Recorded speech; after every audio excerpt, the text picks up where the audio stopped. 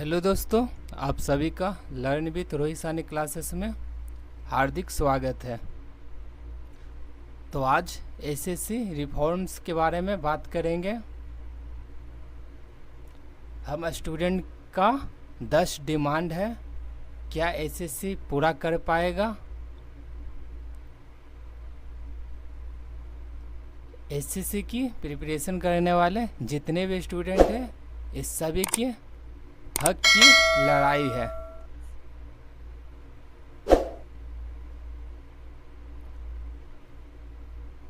ये मेरा रिजल्ट है सीजीएल मेंस 2024 का, जिसमें मेरा राव स्कोर्स 327 और नॉर्मलाइज मार्क 328.95 है।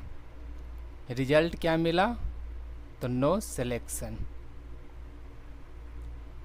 24 घंटा एसी में रहने वाला वो एसएससी क्या जान पाएगा एक स्टूडेंट का दर्द, एक साल का प्रिपरेशन।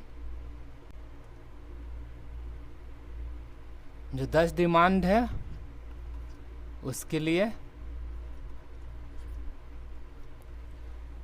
1 अप्रैल 2025 को सुबह 10 बजे ट्विटर पर कैंपेन चला रहे हैं।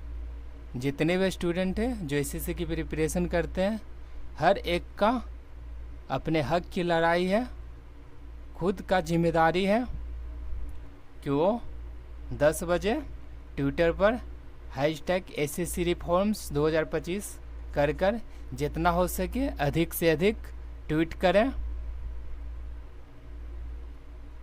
फिलहाल अभी ट्विटर से ही अपनी डिमांड पूरा करने की मांग कर रहे हैं एसएससी से।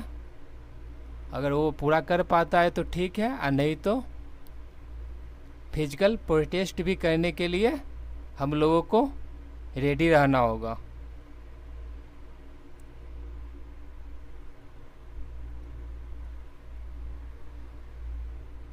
तो चलिए जितने भी डिमांड है देखते हैं सभी को। Request for transparent reforms in SSC examination system, grievance and suggestion for aspirants. SSC से रिक्वेस्ट है कि एग्जामिनेशन में अपना ट्रांसपेरेंट दिखाए, ट्रांसपेरेंसी दिखाए।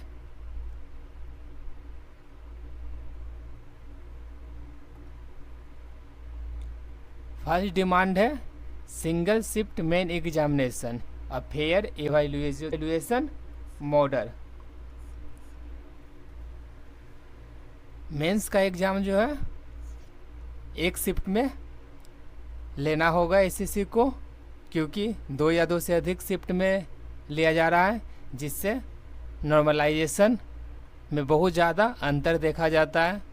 साथ ही साथ पेपर का लेवल भी डिसाइड नहीं किया जा सकता है, सबका लेवल अलग अलग होता है। नॉर्मलाइजेशन किस तरीके से दिया जाता है ये हम लोगों को उजागर नहीं किया जाता है। मल्टीपल शिफ्ट में एग्जाम लेते हैं तो inequality due to unpredictable variation in difficulty level, जो कि नॉर्मलाइजेशन को जस्टिफाई नहीं कर पाता है।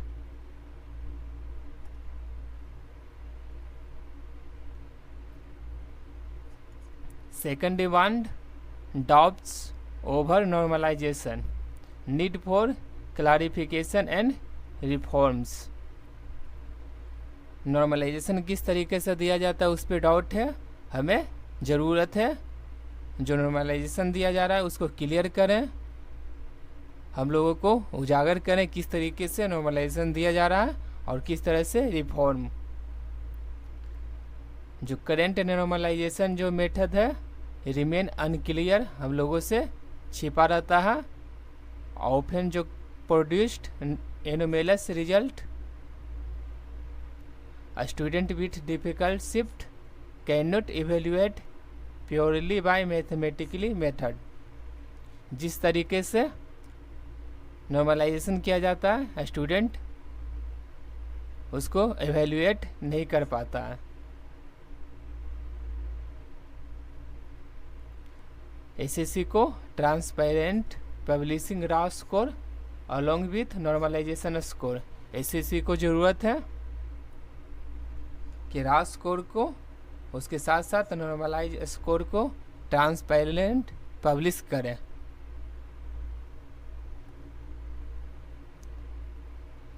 थर्ड डिमांड है standardisation of paper level in the luck by chance system. जो पेपर लेवल है इस तरीके से बनाया जा रहा है जो कि लक बाय चांस सिस्टम पर आधारित है, इसको ख़त्म करना होगा। Many students face a situation where selection is based on shift luck on merit।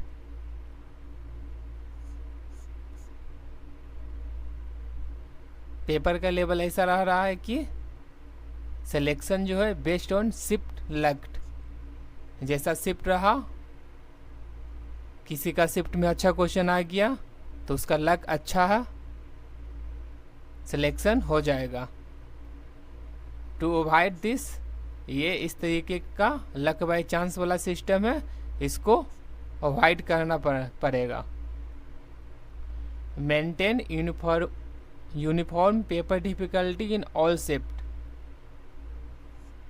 Paper difficulty को यूनिफॉर्म करें सारे शिफ्ट को, और change the pattern to ensure that each subject is sufficiently covered. और पेपर का लेवल इस तरीके से बनाएं कि इस सब्जेक्ट कवर्ड हो जाए। This promotes selection by choice, no rejection by chance.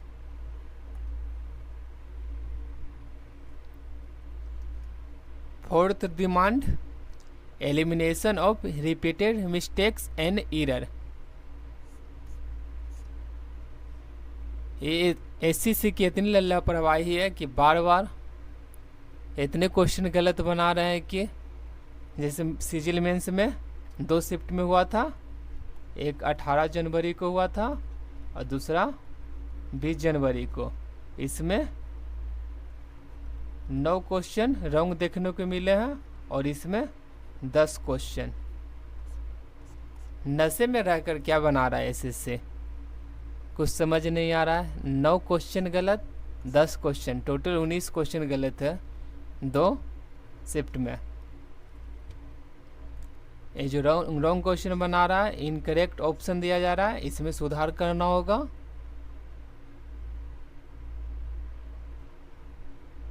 और strengthen the paper setting panel with qualified expert. जो पेपर सेटिंग कर रहा है वो ऐसा रखे जो क्वालिफाइड एक्सपर्ट हो, और पेपर बनने के बाद उसको मल्टीपल प्रूफ रीडिंग राउंड्स की ज़रूरत है फाइनलाइज करने से पहले।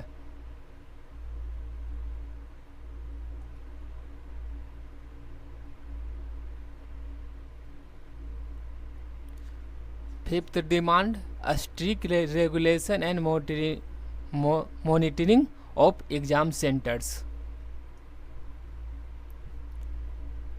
एसएससी को ज़रूरत है जो एग्ज़ाम सेंटर है उसको स्ट्रिक्ट रेगुलेशन दिया जाए और अच्छे से मॉनिटरिंग किया जाए।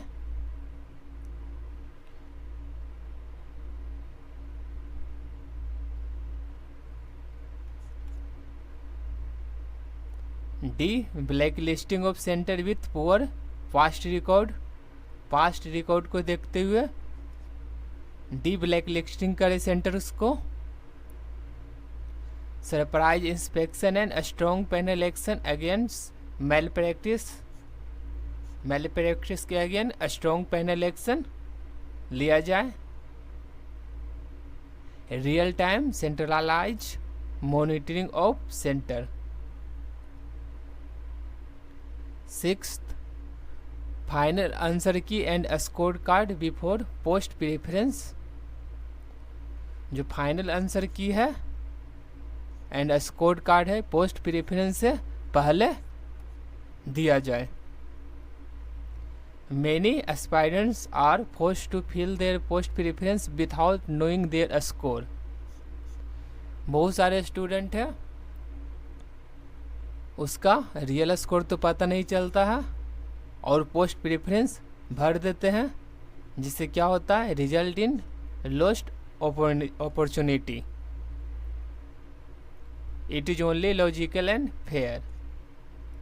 इसीलिए क्या, पोस्ट प्रेफरेंस से पहले फाइनल आंसर की और स्कोर कार्ड जारी करें.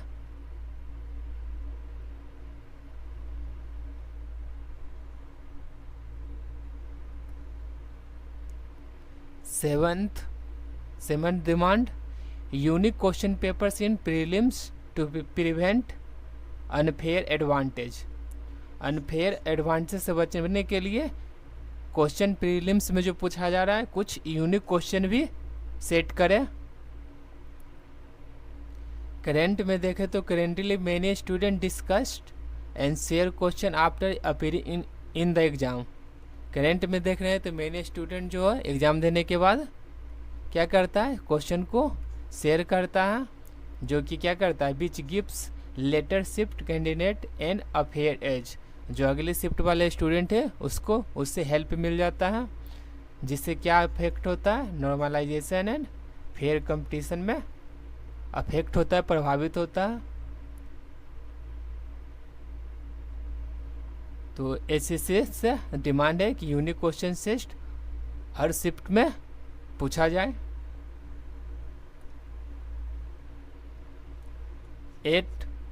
8वां डिमांड क्या है, लैक ऑफ स्टूडेंट रिप्रेजेंटेशन और ग्रीवियंस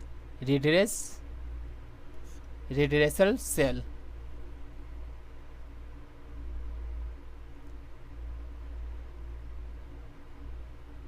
रिप्रेजेंटेशन, स्टूडेंट रिप्रेजेंटेशन की कमी और जितने भी शिकायत वाले जो है वो सभी की क्या है, कमी है, जिससे प्रॉब्लम क्या है, there is no formal accessible grievance mechanism to resolve aspirants issue timely, email open unanswered.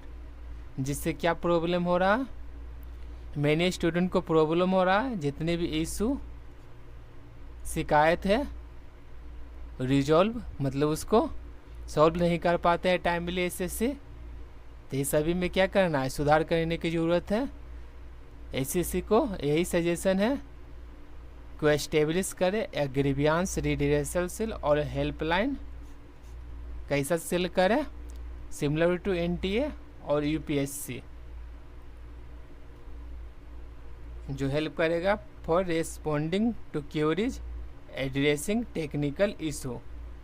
जितनी भी शिकायत हो रहा है सभी को टाइमली सॉल्व कर दिया जाए. 9th डिमांड क्या है, no re exam provision for technical failures और अनफेयर कंडीशन. करेंट में देखें तो अगर टेक्निकल फेल्यूर एग्जाम सेंटर में अगर हो जाता है, अनफेयर कंडीशन हो जाता है, तो उसके लिए कोई भी नो री एग्जाम प्रोविज़न की फैसिलिटी नहीं है. मतलब टेक्निकल इशू भी अगर कुछ प्रॉब्लम हुआ तो स्टूडेंट की ही गलती है, दोबारा एग्ज़ाम नहीं लिया जाता है. जिससे कैंडिडेट्स क्या फेस करता है, system crash, power failure, timer error, ये सभी प्रॉब्लम होता है. तो उसके लिए कोई भी री एग्ज़ाम की सुविधा नहीं है, जिससे इम्पैक्ट क्या पड़ रहा है, students candidates entire year of preparation wasted due to no fault their own. पूरे साल का प्रिपरेशन बर्बाद हो जाता है, जिसमें उस स्टूडेंट का कोई भी फॉल्ट नहीं है.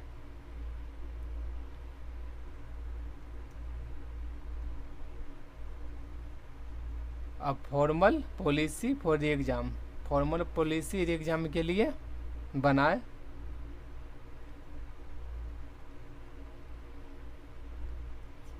Tenth demand, create a post withdrawal और सेकंड राउंड और post preference to prevent wastage of vacant post. एक पोस्ट विड्रॉवल बनाने की ज़रूरत है और साथ ही साथ सेकंड राउंड पोस्ट प्रेफरेंस की ज़रूरत है, जिससे कि जितने भी वेस्टेज वैकेंट सीट जो खाली रह जाता है वो सब बर्बाद होने से बचे और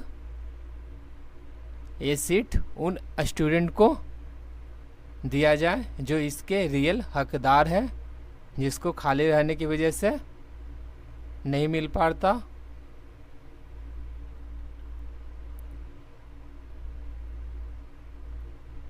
SSC cannot create a traditional waiting list. समझ सकते हैं कि एसएससी को सेकेंड राउंड पोस्ट प्रेफरेंस कराने में प्रॉब्लम हो सकता है, लेकिन इसका तो कुछ न कुछ समस्या का समाधान करना ही होगा।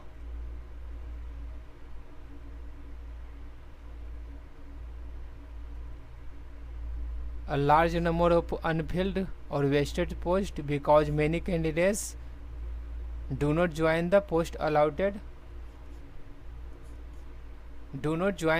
allotted जिसके वजह से सब सीट खाली रह जाता है। Join a better post through the another SSC exam, CGL, CHSL, CPO.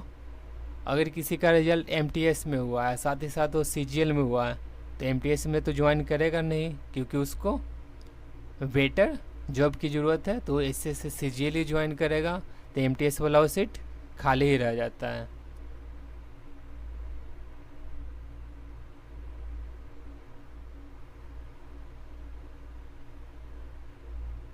तो ये सभी के लिए क्या सेकंड राउंड पोस्ट प्रेफरेंस का कोई समाधान उपाय निकालना ही होगा।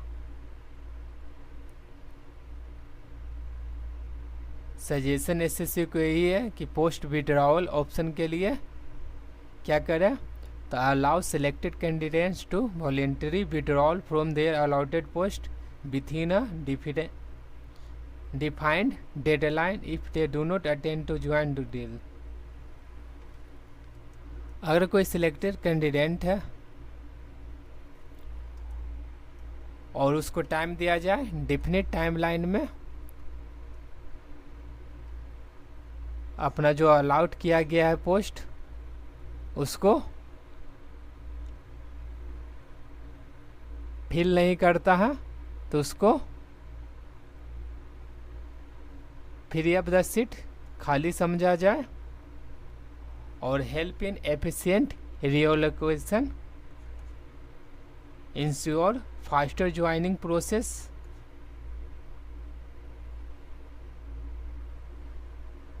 Second round of post preference reallocation.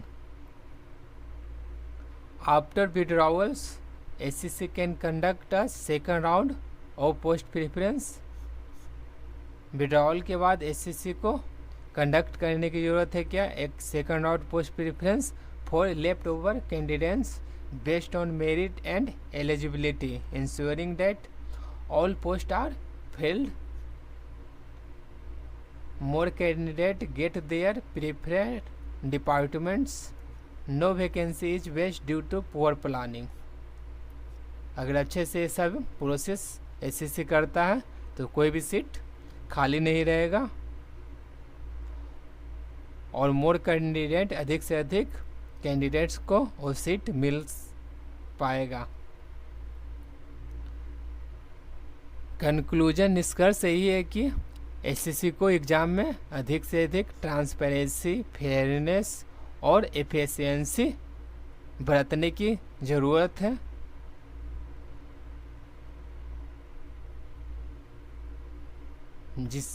ये सभी नहीं बरतता है, जिसकी वजह से ट्रांसपेरेंसी नहीं है, जिसकी वजह से लाखों स्टूडेंट का हार्ड वर्किंग जितने भी स्टूडेंट हैं वो सभी को ट्रांसपेरेंसी उसके मेहनत के अनुसार नहीं मिलता है, जो कि रियल हकदार है।